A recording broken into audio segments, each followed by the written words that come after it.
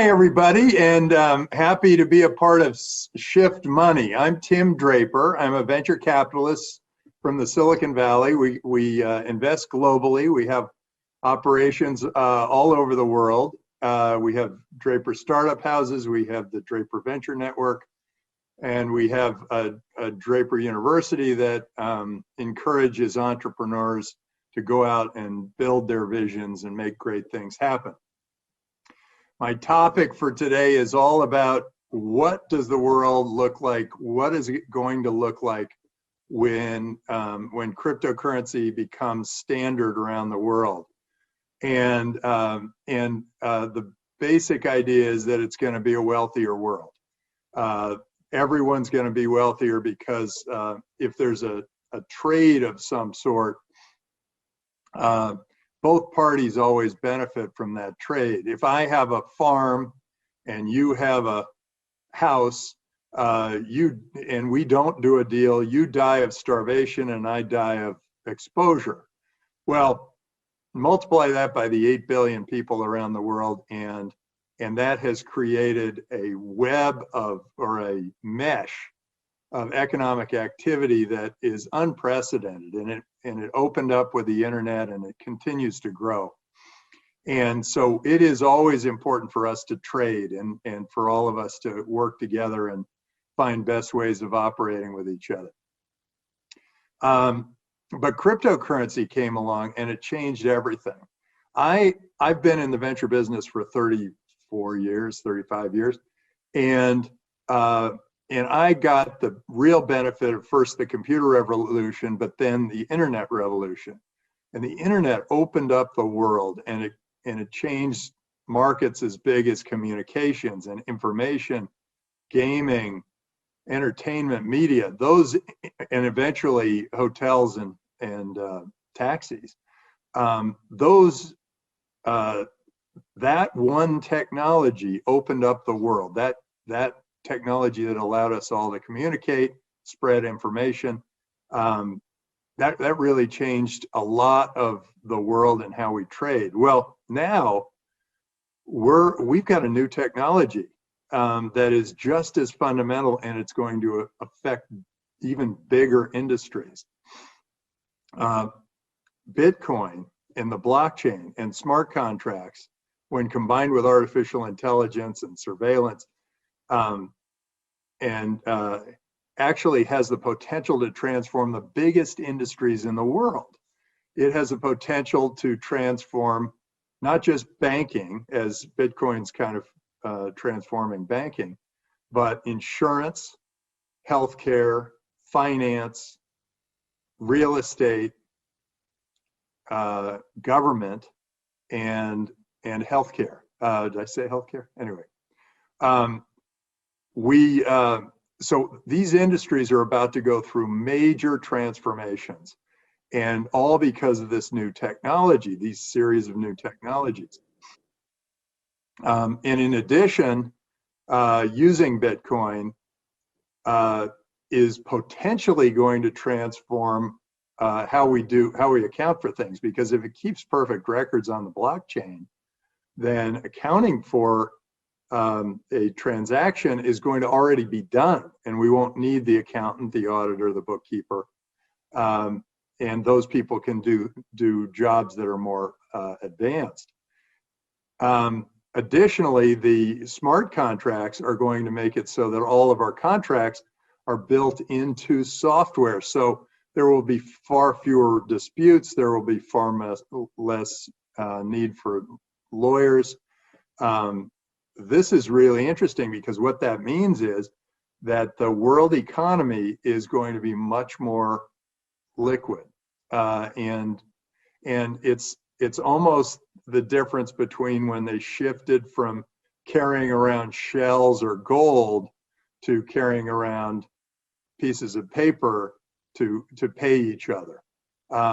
We're going to a whole new sociological, anthropological leap now that we have these new currencies. This is potentially a huge anthropological leap. Long ago, we became tribal. We were all tribal because we'd say, okay, if I draw this line, you don't go over that border, I don't go over that border. We build our worlds and everybody's happy. And if you go over that border, we have a war and it's tragic. Well, once the internet opened the world up, we realized that the people on the other side of those borders were equally, if not more, valuable to us in doing trade. And so we became a global world. And it's interesting to watch governments trying to compete for us, for the entrepreneurs, for the businesses, for the money, for the humans of the world. Now that they realize that tribalism is gone, and they just need to provide service. So this is kind of an anthropological leap that we now have these new currencies. So let me get you into Bitcoin. The great thing that I see, I mean, a lot of you see a lot of interesting things with Bitcoin. It's global, transparent, open, frictionless. It's decentralized, so it doesn't have a central force that prints the money. Well, what's really interesting is, let's say you're in Syria and you get driven out of Syria by the military. Well, today, if you do that and you've got a bunch of Syrian cash, you end up in Greece in a refugee camp, and you have Syrian cash, and nobody in Greece is going to take your Syrian cash. But if you had Bitcoin, you could just pull that Bitcoin down and start your life over in Greece. It's a whole new way of thinking. Suddenly, the governments really have to provide great service, or people will leave, and their world won't be destroyed when they do leave. Their world will be just the same. They'll be able to pull that money down and move from place to place. So we now have global currency, and it's incredibly valuable. And so, yeah, you could have micropayments with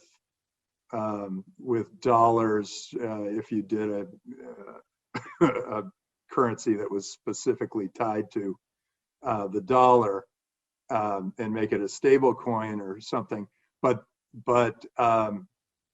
micropayments are much easier if you just do them all in Bitcoin. So this is really an exciting time.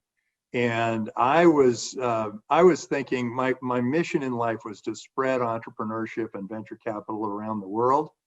And then once that had happened, I was starting to relax and sit back. And then I realized that we had this new technology that was going to give humans an anthropological leap, and I got all excited about it. And that's why I bought the Bitcoin from the Silk Road, and that's why I started to spread the good word about Bitcoin and why it could end up being such a major change for our world. So we're at a really interesting time right now. Actually, before I go into that, I want to say some of these industries. Well, first of all, let's start with banking. We don't need the banks. It's all of a sudden there's a Citibank report that's out that says that Bitcoin's a good investment. I've never thought of Bitcoin as an investment. I've always thought of it as a currency, that it was going to be the currency of the future. And so when people say invest in Bitcoin, I'm saying, well, what are you talking about? I would buy Bitcoin and hold it as a currency, and so that I could use it in the future for future transactions. But I wouldn't think of Bitcoin as an investment. I'd think of it as because why would you ever go back to dollars? I sort of think we're going to all trade in Bitcoin around the world.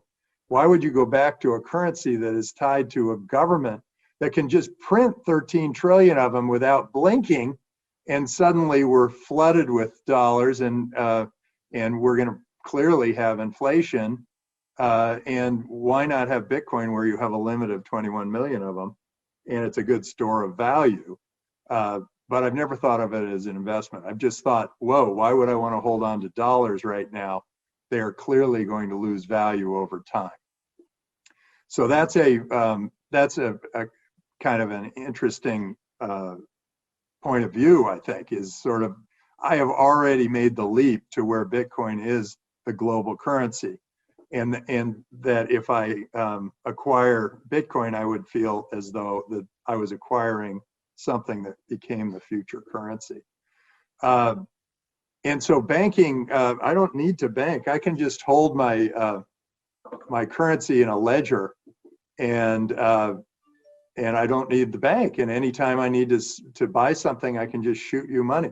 By the way, the easiest way for me to send you money right now is through Bitcoin. I can just go, oh, how much do I owe? And then I would just send it right through Bitcoin. If I had to send you dollars, I don't even know where to start. I guess I'd have to call my assistant. She'd have to call the bank. They'd have to set up a wire. That wire would have to go. I mean, this is so much easier. Just like, hey, what's your Bitcoin account? And it's going to be even easier than that, because a company called Unstoppable can give you your name.crypto. And so if I'm tim.crypto, I can put my Bitcoin wallet in tim.crypto, and you can just go tim.crypto, send the money, it's done. People said, oh, well, how can I use Bitcoin? And a lot of the women have asked that question, because only 1 in 14 wallets a year ago were owned by women. Bitcoin wallets were owned by women. Now it's like 1 in 10. But it's because women control 80% of the retail money, the money that's spent in retail. Well, it wasn't practical to spend Bitcoin in retail until recently, when OpenNode has made it very easy for retailers to say, I'll accept Bitcoin. In fact, they're giving discounts of 2.5% to 4% because they don't have to pay the banks and the credit card companies every time somebody swipes a credit card. So the women are just starting to come in because they're seeing that you can actually buy things with Bitcoin in retail. So banking is getting transformed. Insurance, I could set up an insurance company right now with an actuary, some surveillance, some smart contracts, and with Bitcoin, and have people pay their premiums as they do. But then instead of having people, when they issue a claim, they have to fight for that claim, and they have to fight the insurance company, and eventually they get a check. I could just send them a check, knowing through my surveillance, I could send them a check before they even issue a claim, because through my surveillance, I see that, yes, that house did burn down, and I can just shoot them the money, or that car did turn over because the winds hit 120 miles an hour during that period of time through that area. So insurance is going to go through huge changes. Well, what is government? Government is a bunch of insurance companies. It's your healthcare insurance. It's your workman's comp insurance. It's your welfare. It's your unemployment insurance. It's all these insurance programs all lumped together. There's defense, but that's the border again. That's tribalism, and I think over time those borders are going to dissolve. But short term, 80% of government is insurance. And so if you can set up an insurance company that's that lean, you can provide better insurance than your current government can. And so governments are going to adopt a much cheaper system of insurance, and that will be very valuable. But I think you can start insurance companies 11 miles offshore, or up in space, or whatever, and they can start providing the healthcare insurance and do a better job of it than your government is doing today. And that means that governments will have less to do, and that they will resist this for a while, but eventually they're going to recognize that, hey, this is a better way to go, let's do it. and they'll all have to compete for you or be accountable to you. And if they don't provide the service commensurate with the taxes, you can leave. And that is the beginning of a global world of better and more efficient and more transparent governance. And that is an exciting time that we're going to get into.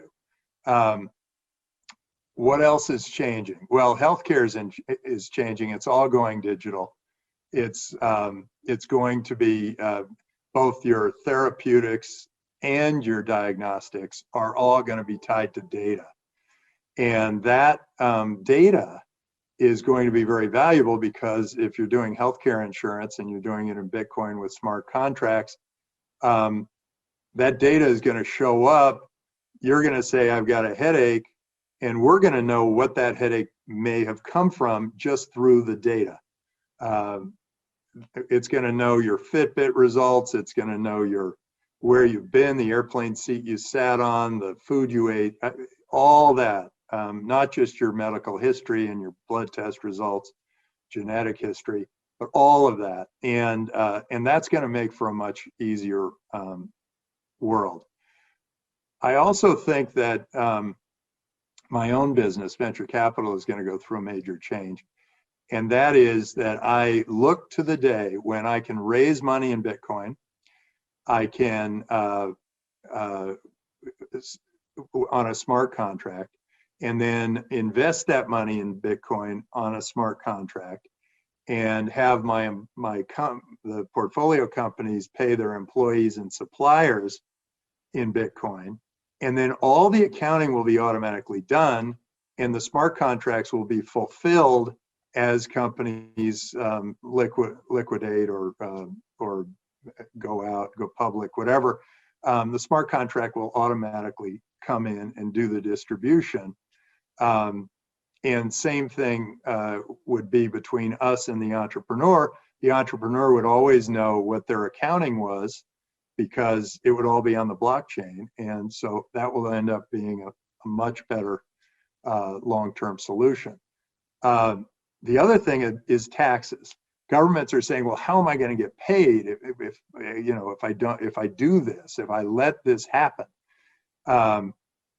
And some of you might say, well, why should we pay government? But I think governments do provide some service, and it can be a valuable service. And so I think you just build in taxes, and you build in, and then the government doesn't even have to have an IRS or a franchise tax board or whatever, because the money is just automatically going. It could be based on income, it could be based on transactions, but it could be just built into the blockchain, and then the government runs much more efficiently and effectively. And so I think governance is changing in a big way. And in the countries that are the most advanced with Bitcoin, other cryptocurrencies, the blockchain, smart contracts, are going to be way ahead of the other countries 40 years from now,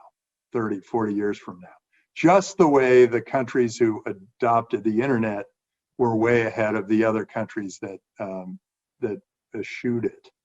And I think you're going to see some governments trying to pull back and go nationalistic. I think that's a huge mistake, because it just doesn't work, for one thing.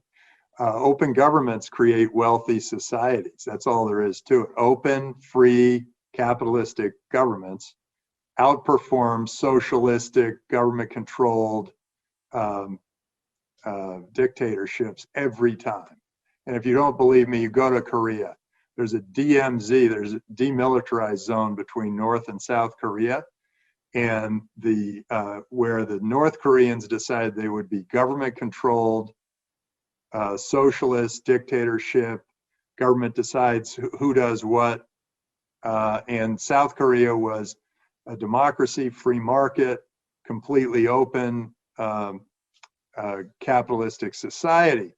Well, you go 4 generations later, and the average South Korean makes 400 times the money of the average North Korean, and the average South Korean is now 4 inches taller than the average North Korean.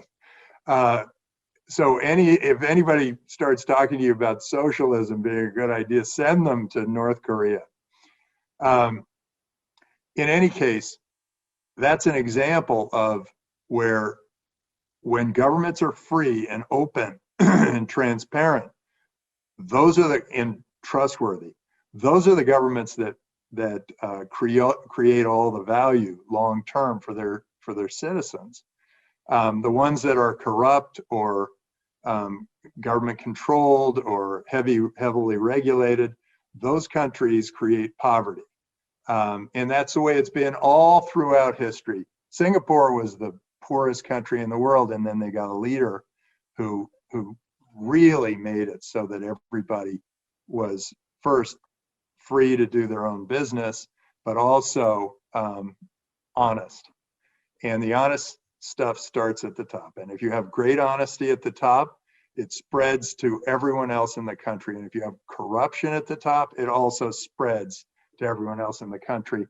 And why is it that a corrupt society becomes poor and a trustworthy and honest society becomes rich? Why is that? It's because an entrepreneur in an honest society looks and says, I'm going to build something of value, and I know that this honest society will not take it away from me. But in a corrupt society, you build something of value and the government comes and takes it away from you, and suddenly you realize, I have no incentive to build anything. So just keep that in mind as you go throughout the world. And I think that we're really going into a fabulous time. And this got me so excited about getting back and firing up and investing in entrepreneurs. Bitcoin, the blockchain, Bitcoin, other cryptocurrencies, the blockchain, smart contracts have opened up this decentralized new world. It's completely open, and it allows you to innovate in so many different ways. And so I'm counting on the entrepreneurs taking us out of whatever mud puddle we set our foot into, because they tend to innovate beyond where most people's imaginations go, and they do extraordinary things for our society, and they now have this amazing vehicle in Bitcoin, the blockchain, and smart contracts. And people ask me, well, what do you predict the price of Bitcoin is going to be in dollars? And I have stuck to one prediction, which is that it'll hit 250,000 by the end of 2022 or the early 2023. And when I made that prediction, it seemed a little bit crazy. Today, it doesn't look quite so crazy. But in general, my prediction is 1 Bitcoin is worth 1 Bitcoin. The future is going to be in buying and selling and working in Bitcoin. And I think that and other cryptocurrencies too. And I think that is the beginning of one of the greatest anthropological leaps that we'll ever have as a society. And it's probably an anthropological leap that will go from where the world is tribal to where the world is truly global. And I think my grandchildren will look back and ask me questions like, what are those booths between Mexico and the US or Canada and the US? And I'll say, oh, that was customs, and that kept people in or kept people out of other countries. And they'll look and they'll say, well, that was stupid. And I think that is the beginning. I think people will start realizing that that as long as they can have a piece of land and build something on that piece of land and not have that taken away by the government, that is going to be a way for the world to operate. And all 7 billion of us are going to be far wealthier, because all 7 billion of us will have the motivation to build something. So I leave you with that, and thank you all for listening. And I really appreciate the Shift Money group and what they've done. I think banking is going through major transformation because of Bitcoin. I think finance is changing, insurance is changing, healthcare is changing, real estate is changing. All of those, the biggest government is changing, all the biggest industries in the world, and we are in for an amazing ride. So go out there, do something, start something, make something happen, and we, the other 8 billion people on the planet, will appreciate what you've done, and when we discover it in 5 to 15 years. Good. So thank you. And I don't know if this is set up for questions, but I appreciate your time, and go get them.